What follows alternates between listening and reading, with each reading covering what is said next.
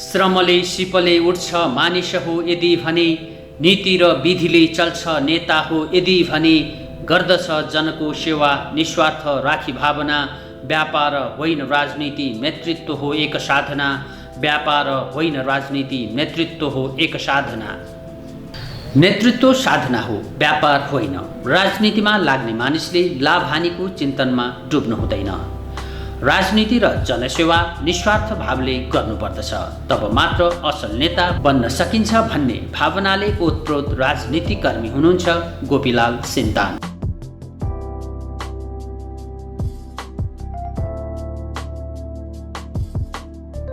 विक्रम सम्वत 2037 सालमा कोन्जुसोम गाउँपालिका वडा नम्बर 5 भारदेव साबिक भारदेव गाउँपालिका वडा नम्बर 8 को बेलडाँडामा माता विष्णुकुमारी सिन्तान र पिता कृष्णबहादुर सिन्तानको सन्तानको रूपमा उहाँको जन्म भएको हो। पछाडि परेको वर्ग र राजधानीको नजिक भएर पनि पछाडि पारिएको आफ्नो क्षेत्रको दुरावस्थादेखि राजनैतिक जीवनमा समर्पित गोपीलाल सिन्तान जनताप्रतिको उत्तरदायित्व र कर्तव्य बोधका कारण लोकप्रिय मात्रै हुनु भएन, उहाँलाई जनताको विश्वास र अभिमत समेत प्राप्त भयो। मुलुक सङ्घीय संरचनामा गएपछि निर्माण भएका 753वटा स्थानीय निकायमध्ये ललितपुर जिल्लाको कोन्जुसोम गाउँपालिकाको अध्यक्षमा उहाँ निर्वाचित हुनुभयो।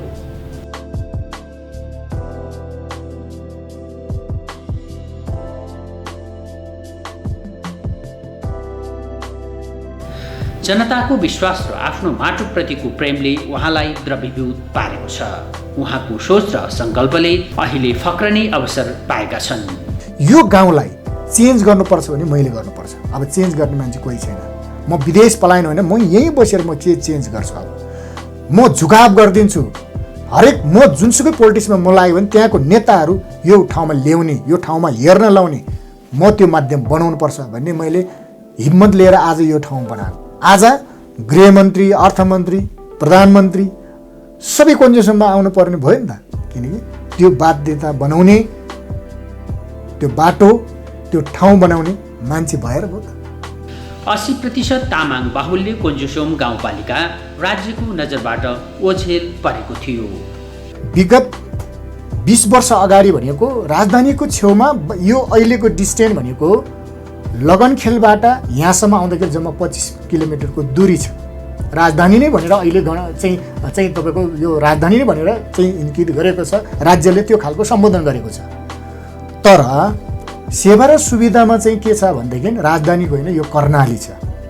राज्यले त्यहाँनिर ध्यान दिनुपर्ने कुरो एउटा विषय बनेको छ भने यो 19वटा विगतको 19वटा गाविस मध्येमा सबैभन्दा पछाडि परेको यो नल्लो भाडे चौगरे भन्ने गिनिन्थ्यो। यसमा धेरै छ। पहिलो कुरो त शिक्षामा यहाँको जनजातिको बहुलत्व बढी भएको ठाउँ, तामाङको 80% तामाङको बसोबास बसेको ठाउँ यो कोन्जुसोम गाउँपालिका। यसमा स्वाभाविक हिसाबले शिक्षामा कमी नै छ। शिक्षामा कमी भएपछि चेतना कमी छ। त्यो ठाउँमा विकास कस्तो छ, त्यो ठाउँमा अवस्था के छ भन्ने कुरो विगतको कुरा हो। अहिले चाहिँ हामी निर्वाचित भएर आइसकेपछि चाहिँ यसको मलाई लाग्छ यसको मुहारहरू धेरै फेरेको छ। हामीले हाम्रो सोच, हाम्रो भिजनले गर्दाखेरि समग्रमा 5 वडा छ। समग्रमा 5 वडालाई हामीले विकासको चाहिँ विकास कुन योजना आयोजनाहरू अगाडि सार्दाखेरि यहाँको जनजीवनहरू उकासिन्छ, यहाँको परिवर्तन हुन्छ। आर्थिक हिसाबले, सामाजिक हिसाबले, आर्थिक हिसाबले चाहिँ यहाँको जनताको जनजीवन परिवर्तन हुन्छ भन्ने हिसाबले हामीले त्यसको आवश्यकता के कुरा छ भन्ने एउटा हामीले स्टडी गरेर हामीले अघि सारेको छौँ।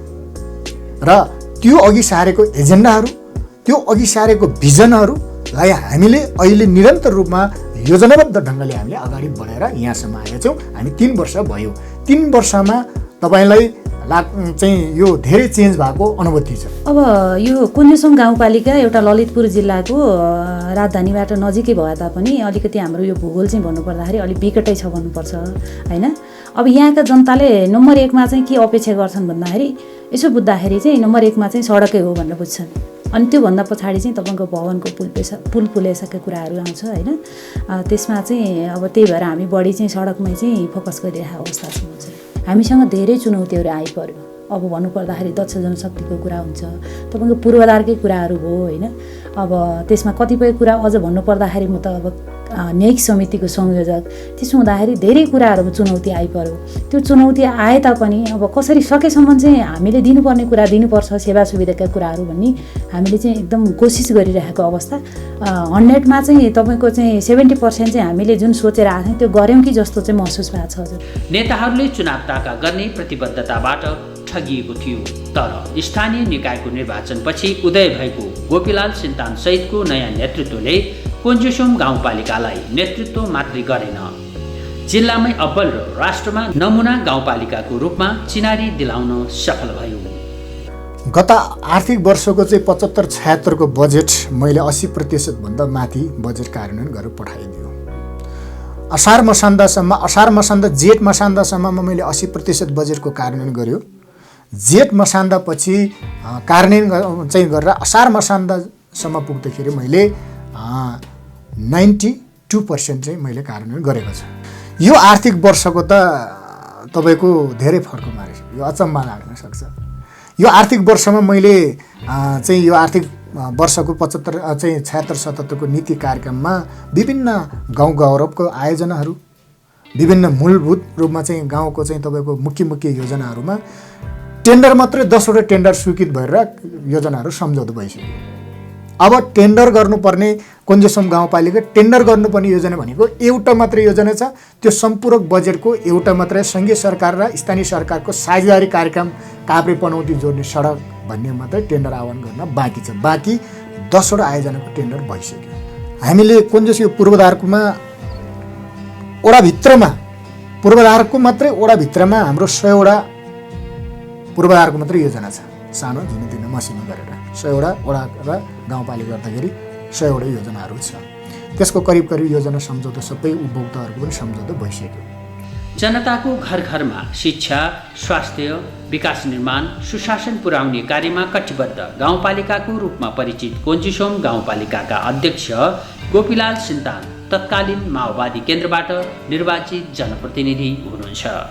निश्चित राजनैतिक आदर्श र सिद्धान्तबाट प्रभावित भए पनि उहाँको भावना र योगदानले कुनै राजनैतिक पार्टीको कार्यकर्ता भन्दा पनि राष्ट्रसेवक नेतृत्वको झल्को दिँदै आएको छ। आफ्नो गाउँपालिकाका सम्पूर्ण जनताको आशा र अपेक्षालाई मूर्त रूप दिन कटिबद्ध उहाँको कार्यशैली र निष्पक्षताबाट जनतामा उत्साह प्रदान भएको छ। राजनैतिक हिसाबले पनि ललितपुर जिल्लाको अग्रणी नेतृत्व गर्दा स्थानीय तहको नामाङ्कन र सीमाङ्कन गर्ने जिम्मेवार प्रतिनिधि बन्ने सुअवसर प्राप्त गरेका उहाँले विशेष गरी आफ्नो गाउँपालिकाको नामाकरणको प्रसङ्गमा नेतृत्वदायी भूमिका निर्वाह गर्नुभएको छ। हिजो संविधानले गरेको सीमाङ्कन र नामाङ्कन गरेको व्यवस्थै जाँदा स्थानीय तहको चाहिँ संरचना बनाउँदै निर्माण गर्दै राज्यको व्यवस्थामा प्राविधिक समितिमा ललितपुर जिल्लाको प्राविधिक समितिमा नेकपा माओवादी केन्द्रको तर्फबाट प्रतिनिधिको हिसाबले राम आचार्य भनेर म गोपीलाल सिन्तान त्यहाँ माओवादीको तर्फबाट सहभागी थियो।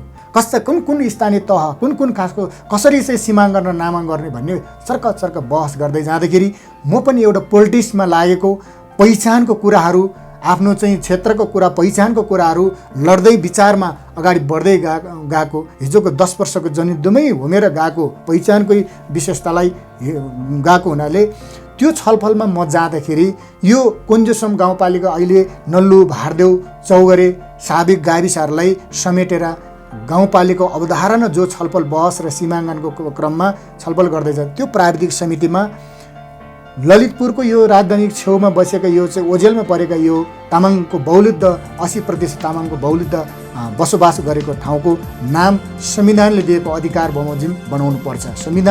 हाम्रो संविधानले 65% जुन जातिको बहुलुद्ध बसोबास भएको ठाउँमा सोही जातिको चाहिँ पहिचान झल्किने गरी चाहिँ नामाकरण गर्न सकिन्छ भन्ने कुरो मैले ठक्क पढेको थियो। त्यो पढिसकेपछि मेरो यो दिमागमा सेभ भयो। त्यो समिति त्यो समिति म आफै भयो र मैले यो कोन्जुसोम भन्ने प्रस्ताव राखेँ। त्यसमा बहस भयो कोन्जुसोम भन्ने के हो भन्ने बहस भयो। वास्तवमा कोन्जुसोम भनेको त्रिदेव हो, त्रिशक्ति हो, जसमा अरू जातिहरूले नेपाली भाषामा ब्रह्म, विष्णु, महेश्वर एकै ठाउँमा उत्पादित हुने बेलामा शक्तिको एउटा उत्पादित हुने बेला 3टा भगवान एकै ठाउँमा त्रिदेव भनिन्छ। त्रिदेव भन्ने जस्तै हो, जसमा हाम्रो तामाङ बुद्धिज्मको हिसाबले बुद्धरत्न र धर्मरत्न र सङ्घरत्न त्रिरत्न, यो त्रिरत्नको चाहिँ अवधारणा यो बुद्धिज्म जुन खालको जो बुद्धिस्ट उबाट तामाङको उसबाट यो राखेको नाम हो यो कोन्जुसोम। त्यसो हुँदाखेरि यो नामै मैले राखेको कोन्जुसोम भयो र आज त्यही कोन्जुसोममा म निर्वाचित भएर गाउँपालिका अध्यक्ष हो। काम, कर्तव्य र उत्तरदायित्व अनुरूप अघि बढ्ने, समस्याको समाधानमा जुट्ने र जसरी पनि जनहितमा समर्पित रहने उहाँको प्रतिबद्धता रहेको छ। सिंहदरबारको अधिकार गाउँ गाउँमा पुगेको यस परिस्थितिमा सङ्घीय सरकार, प्रदेश सरकारसँग समन्वय गर्दै विरोधाभास विषयमा समन्वय गरी नेतृत्वदायी भूमिका निर्वाह गर्दै आउनु भएको छ। आफूसँगै निर्वाचित आफ्ना सहकर्मी जनप्रतिनिधिहरूको समन्वयमा प्रत्येक वडा गाउँ गाउँमा जनताको जीवनस्तर र आय आर्जनसँग जोडिएका विषयहरूमा समेत नीतिगत निर्णय गर्दै कार्यान्वयनतर्फ क्रियाशील हुँदै आउनु भएको छ। आधुनिक कृषि उत्पादन, व्यावसायिक पशुपालन, वितरण र व्यवस्थापनका विषयमा समेत उहाँको दृष्टि परेको छ। अर्को कुरो पशुपालनमा हामीले के गरेको छ भने तपाईँको सुत्केरीको व्यवस्था गरेको छ। जुन चाहिँ कृषकले आफ्नै घरमा भैँसी पालेको छ, त्यो आफ्नै पालेको भैँसी त्यही चाहिँ तपाईँको ब्याउने गऱ्यो भने हामीले 5,000 सुत्केरी भत्ताको व्यवस्था गरिदिएको छ। त्यो फुल अनुदान भयो, 5,000 स्वतै पाउने भयो। दोस्रो कुरो त्यो भैँसीबाटै चाहिँ तपाईँको ब्याएको भैँसीबाटै पाठाबाट चाहिँ हुर्काएर त्यसलाई नै ब्याउने गऱ्यो भने हामीले 15 देखि 20,000सम्म चाहिँ अनुदान दिने भनेको चाहिँ हाम्रो घोषणा गरेको छ, नीति कार्यक्रम लागू गरेको छ। एउटा दुईटाले लिने सफल पनि भएको छ। अर्को छ तपाईँको फेरि जसले 10वटा भन्दा माथि चाहिँ तपाईँको चाहिँ 5वटादेखि 10वटासम्म भैँसी पाल्नेलाई अर्को अनुदानको व्यवस्था छ। फेरि कार्यक्रम त्यहाँ चाहिँ प्रवर्धन कार्यक्रम भनेर चाहिँ राखिदिएको छ, जसमा 5 लाखदेखि 10 लाख रुपियाँ उसलाई अनुदान विभिन्न शीर्षकमा अनुदान पाउने र 10वटा भैँसीदेखि 20वटा भैँसीसम्मको चाहिँ पालेर उद्योगमा फर्म दर्ता गरेर उद्योगमा जानेलाई त्यसलाई अनुदानको व्यवस्था पनि राखिदिएको छ। अहिले कोन्जुसोममा प्रत्येक दिनमा भैँसी फर्म दर्ता गर्ने, बाख्रा फर्म दर्ता नगर्ने भन्ने कुनै पनि वडामा चाहिँ मान्छे चाहिँ जनता नआएको भन्ने रेकर्डै छैन। तपाईँको राजनीतिमा प्रवेशको उद्देश्यलाई सार्थक पार्न जनतासँग गरिएका प्रतिबद्धता र आफूले देखेका सपना पूरा गर्न कसैसँग सम्झौता नगर्ने उहाँको वचनबद्धता रहेको छ। साबी, भारदेउ, चौहरे, नल्लु, दलचोकी र शङ्खु गाउँ विकास समितिलाई एकीकृत गरी निर्माण भएको कोन्जुसोम गाउँपालिकामा 5वटा वडा रहेका छन्। गाउँपालिकाले समान वितरण र न्यायको मार्ग लिएको छ। यस गाउँपालिकालाई अर्ग्यानिक गाउँपालिकाको रूपमा विकास गर्ने उहाँको प्रतिज्ञा छ। कोन्जुसोम जाउँ, अर्ग्यानिक चिज खाउँ भनेर नीति कार्यक्रम हामीले घोषणा गरेको छ। यहाँ खुवा पाउँछ, असल माछा पाउँछ, सिस्नो र ढिँडो पाउँछ, भटास पाउँछ, भडमासहरू पाउँछ, यहाँको राईखाने सागहरू पाउँछ, होइन, यहाँको गुन्द्रुकहरू पाउँछ, यहाँको हरेक लोकल चिजहरू चाहिँ खुवाउने। राजधानी नजिकको यो भर्सिन ल्यान्डलाई राष्ट्रिय अन्तर्राष्ट्रिय स्तरमा पुर्याउन र यहाँको पर्यटन प्रवर्धनका लागि समेत उहाँका दीर्घकालीन योजनाहरू रहेका छन्। अब नगरकोट होइन, अब चाहिँ तपाईँको चाहिँ धुलिखेल होइन, अब कोन्जुसोम जाउँ भन्ने खालको आन्तरिक र बाहिर पर्यटकहरूले रमाएर यो रमणीय वातावरणमा इन्जोय गर्नको लागि हामीले सबैलाई आह्वान पनि गरेको छ। राज्यको दृष्टि नपुगेको, राजनीतिज्ञको नीतिले सम्बोधन गर्न नसकेको, ओझेल परेको कोन्जुसोम गाउँपालिकाले जनताप्रति वफादार, कुशल र कर्तव्यनिष्ठ जनप्रतिनिधि प्राप्त गरेको छ। राजधानीकै छेउमा रहे तापनि यो गाउँ किन पछाडि पर्यो? यसको कारण मात्र दुईटा छ। नम्बर 1, यहाँको विगतको लिडरसिपहरू, विगतको पोलिटिसियनहरू, पोलिटिक्समा लागेका नेताहरू राम्रो नेता भए, त्यसले चेन्ज ल्याउन सक्ने खालको भएन। यहाँको विगतको राजधानी छेउमा बसेका यो गाउँ, यो ठाउँ किन पछाडि परेको भन्ने कुरामा राज्यको दृष्टिकोण गएन, राज्यले खोज गरेन। यहाँको पढी लेखेका, शिक्षामा हासिल गरेका युवा शक्तिहरूलाई राज्यले थेक्न सकेन, उद्योग व्यवसायमा उसलाई जोड्न सकेन। त्यही भएर अलि पढेका युवाहरू विदेश पलायन भयो। त्यही गाउँमा बसेका, चेतनामा कमी भएका जो खालका अलिकति चेतनामा कमी भएका, अलि शिक्षामा उच्च शिक्षालाई हासिल नगरेका जो व्यक्तिहरूले समाज चलाउनु पर्ने भयो, उसले चलाएको समाज कस्तो हुन्छ? जसको भिजन छैन, जसको सोच त्यति राम्रो छैन, जसको दूरदृष्टि राम्रो छैन भने उसले बनाएको समाज कस्तो हुन्छ? उसले परिकल्पना गरेको समाज कस्तो बन्छ? गाउँ कस्तो बन्छ? राज्यको ध्यान दृष्टि पुगेको छैन। ज्येष्ठ नागरिकहरूको समस्या के हुन्छ भन्दाखेरि आफ्ना छोराछोरीहरूले घरबाट निकाल्दिने तपाईँको होइन, अब पालन पोषणका कुराहरूमा चाहिँ धेरै चाहिँ समस्याहरू आएको थियो। अब त्यसको लागि चाहिँ हामीले सकेसम्म चाहिँ के होस् त भन्दाखेरि ज्येष्ठ नागरिकलाई पनि हामी गाउँपालिकाले चाहिँ केही सम्मानका कुराहरू, केही चाहिँ टेवाका कुराहरू गऱ्यौँ भने उहाँहरू पनि अलिकति प्रभावित हुने भन्नाले उहाँका छोराछोरीहरू होइन। त्यसले गर्दाखेरि हामीले ज्येष्ठ नागरिक सम्मान कार्यक्रमहरू गरेका छौँ। अनि महिलाहरूको कुरा गर्नुपर्दाखेरि पनि महिलाहरूको चाहिँ तपाईँको विशेष गरी चाहिँ महिला भएकै कारणले चाहिँ ऊ विभेदमा परेका हुन सक्छन्, पिछडेका हुन सक्छन्। त्यसका लागि पनि महिलाहरूलाई कसरी चाहिँ समावेशी समानुपातिक रूपमा चाहिँ अगाडि ल्याउने भन्ने हामीले चाहिँ सचेतना कार्यक्रमहरू पनि गरेका छौँ। हजुर, विगत 15-20 वर्ष चाहिँ जनप्रतिनिधि विहीन हुँदाखेरि चाहिँ कर्मचारी जुन किसिमले आलोचित हुनु परेको थियो, कर्मचारीले चलाएर चाहिँ देश विकास भएन भन्ने जुन आलोचित हुनु परेको थियो, फेरि पनि यसरी चाहिँ योजना बीचमा अल्पत्र पर्यो भनेपछि यो कर्मचारीकै कारणले समयमै कार्यान्वयन नगरिदिएको कारणले चाहिँ अल्पत्र परेको हो भन्ने चाहिँ फेरि जनगुनासो आउन सक्छ। त्यो भएको हुनाले अहिले यो कोरोनाले गरेको समस्या त एउटा कर्मचारीले मात्रै गरेको हुँदैन, समयमै कार्यान्वयन गर्दै पनि नभएको हुनाले यो समस्या चाहिँ नेपाल सरकार र प्रदेश सरकारले बुझ्नुपर्छ र हामीलाई त्यो स्रोतको सुनिश्चितता गरिदिनुपर्छ। म चाहिँ नेपाल सरकार र प्रदेश सरकारसँग यही नै अपेक्षा राख्दछु। कोभिड-19 जुन विश्व महामारीको परिस्थिति आयो त्यसले एक खालको चाहिँ तरङ्ग मचायो। कुञ्जोसोम गाउँपालिकाले भौतिक पूर्वाधारहरू कार्यक्रमहरू सञ्चालनमा नलिए पनि गाउँपालिकाभित्रमा सेवामा दिने कुरामा चाहिँ तपाईँको सामाजिक दूरी र चाहिँ सामाजिक यो चाहिँ तपाईँको स्वास्थ्य मन्त्रालय नेपाल सरकारको मापदण्डलाई ख्यालमा राखेर राम्रो लकडाउनलाई पालना गर्ने खालको महान अभियानहरू हामीले चलायो। विभिन्न खालको चाहिँ तपाईँको कोभिड-19बाट कसरी जोग्ने, कसरी अरूलाई जोगाउने, आफूलाई कोरोना चाहिँ नलाग्नको लागि के कुराहरू अप्नाउने, आफूले पहिलो कुरो त आफूलाई नलाग्ने मध्यम बनाउने, त्यसपछि आफूलाई लाग्यो भने आफ्नो घरको परिवारहरूलाई चाहिँ नलाग्ने खालको जुन खालको चाहिँ अभियानमा हामी लाग्यो। त्यसमा हामीले सुरुमै प्रत्येक घरधुरीमा डिटोल साबुन र जनचेतनामूलक चाहिँ ब्रोसरहरू हामीले छापेर चाहिँ विभिन्न स्वयंसेवक परिचालन गरेर घरमा हामीले यो साबुन, पानी र सेनिटरी प्याड र मास्कहरू सीमितमा मास्कहरू वितरणका कार्यक्रम हामीले गऱ्यौँ।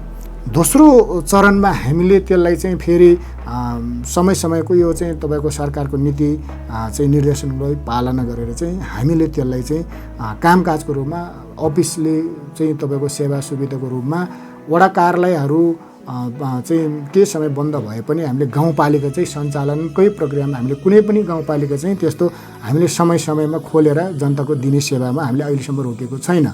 यद्यपि चाहिँ भौतिक पूर्वाधारको रूपमा चाहिँ हामीले बिचमा लकडाउनको कुरामा सुरक्षा निकायसँग र विभिन्नसँग सहकारी र समन्वय गरेर सरकारको मापदण्ड, सरकारको नीति निर्देशन अनुसारमा चाहिँ हामीले बिचमा पनि कोभिड-19को बिचको जो महामारीको बिचमा पनि पूर्वाधार विकासहरू हामीले चाहिँ काम गर्ने कोसिसहरू पनि गर्यो र अहिले अन्तिम चरणमा कतिपय आयोजनाहरू चाहिँ तपाईँको केन्द्रीय सरकार र चाहिँ तपाईँको स्थानीय सरकारको बिचको साझेदारी कार्यक्रमहरू, सम्पूरक र विशेष अनुदानको कार्यक्रमहरू, मुख्य गाउँ गौरवको आयोजनाहरूमा चाहिँ अलिक इफेक्ट भएको छ।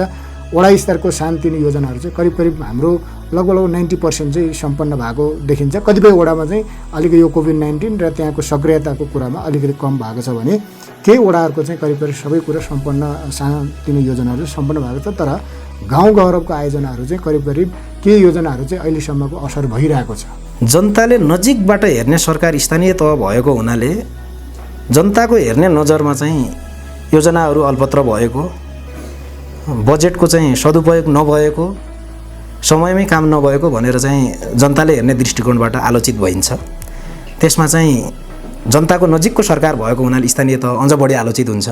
जस्तो कि हामीलाई प्राप्त भएका चाहिँ स्थानीय पूर्वाधार विकास साझेदारी कार्यक्रम र प्रदेश पूर्वाधार विकास साझेदारी कार्यक्रमको हकमा नेपाल सरकार मन्त्री परिषदले असार 3 गते निर्णय गरेर चाहिँ काम सम्पन्न नभएर बाँकी रहेको बजेट चाहिँ स्थानीय तहको चाहिँ कोभिड व्यवस्थापन खातामा चाहिँ जम्मा गरेर कोभिडमा प्रयोग गर्नु भन्ने एक किसिमको निर्देशन भयो, मन्त्री परिषदको निर्णय बमोजिम। त्यसका अलावा हामीसँग चाहिँ विशेष अनुदान र सम्पूरक अनुदानबाट प्राप्त भएका योजनाहरू थिए, जो योजना चाहिँ सम्पन्न हुन अवस्था छैन। कुनै योजनाहरू अहिलेसम्म हेर्दाखेरि 70% काम भएका छन्, कुनै 85% काम भएका छन् भने चाहिँ 1-2वटा योजनाहरू अहिले पनि 30-40% भन्दा धेरै काम भएको देखिँदैनन्। ती योजनाहरू अल्पत्र पर्ने स्वत नै देखिन्छ। तथापि हामीले गाउँपालिकाले चाहिँ सम्बन्धित प्रदेश सरकार र सङ्घीय सरकारसँग अनुरोध गरेका छौँ, पत्रचार गरेका छौँ। यदि यो बजेटको स्रोत सुनिश्चितता भएन भने हामीले चाहिँ निर्माण व्यवसायीहरूलाई चाहिँ म्याद थप गर्न सक्दैनौँ। स्रोत सुनिश्चित नभइकन हामी स्थानीय सरकार आफैमा चाहिँ स्रोत सुनिश्चित गर्न सक्षम छैनौँ। यहाँहरूले गरिदिनु पर्यो भनेर चाहिँ हामीले अनुरोध गरेका छौँ। अनुरोध बमोजिम यदि प्रदेश सरकार र सङ्घीय सरकारले निर्णय गरेर स्रोत सुनिश्चित गरिदिएको खण्डमा ती योजनाहरू निरन्तरता पाउँछन् र आगामी वर्ष सम्पन्न हुन्छन्। यदि स्रोत सुनिश्चित नभएको खण्डमा यो देशभरिको समस्या हो, सम्भवतः योजनाहरू चाहिँ अल्पत्र हुने अवस्था छ। सुखी नेपाल निर्माण गर्ने, साँच्चीकै यो संहितालाई चाहिँ हामीले पूर्णता दिने, संहितालाई बलियो बनाउने, यो इतिहासको रूपमा चाहिँ यो चाहिँ बलियो बनाउने हो भनेदेखि हामीले अब बदल्नुको निम्ति चाहिँ के हो भने हाम्रो सोचमा बदल्नुपर्छ। त्यसमा सबै जनप्रतिनिधि, सबै परिपाटीका शीर्ष नेताजीहरूले पनि सोच बदल्नुपर्छ र कार्यान्वयन गर्ने पक्षमा राष्ट्र सेवा कर्मचारीहरूले पनि यो सोच बदल्नुपर्छ। आफ्नो ठाउँमा, आफ्नो देशमा उत्पादन गरेन भने भोलि भोकमारीको महामारी लाग्न सक्छ। गाउँपालिकाहरूमा अथाह जमिनहरू खाली छ। त्यो जमिनहरू खाली नहुनको निम्ति बजेट अथवा बजेट, कृषि बजेट गाउँपालिकाहरूमा दिनुपर्छ, नगरपालिकामा होइन। तपाईँको कौशी खेती बनाएर हुन्छ? जमिन खेतीको आधारभूत जमिन खेती बनाउने, साँच्चीकै उत्पादनको कृषिमा उत्पादन गर्ने, त्यसलाई टेवा मिलाउने, उद्यमशीलता जनताले बनाउनको निम्ति त गाउँपालिकाहरूमा जमिन भएको ठाउँमा, उब्जाउ गर्ने ठाउँमा तपाईँको बजेट व्यवस्था गर्नुपर्छ। रात दिन नभनी दलगत स्वार्थभन्दा माथि रही अभिभावकीय भूमिका निर्वाह गर्दै आउनुभएका जनप्रेमी, कुशल योजनाकार र दृढ सङ्कल्पित अध्यक्ष गोपीलाल सिन्तानको योगदान र समर्पणले देशभरका सबै जनप्रतिनिधिहरूमा उत्साहको सिर्जना गरोस्। त्यसले केन्द्रको मुख ताक्ने अवस्थाको अन्त्य गर्दै आफ्नो लागि आफै गर्ने वातावरण निर्माण हुनेछ। हरेक पल जनता, जनसेवा र जनजीविकाका लागि सङ्कल्पित कोन्जुसोम गाउँपालिकाका अध्यक्ष आदरणीय गोपीलाल सिन्तानका पाइलाहरू अनवरत अघि बढिरहन्। जनतामा खुसी छाइरहोस्, हाम्रो पनि शुभकामना।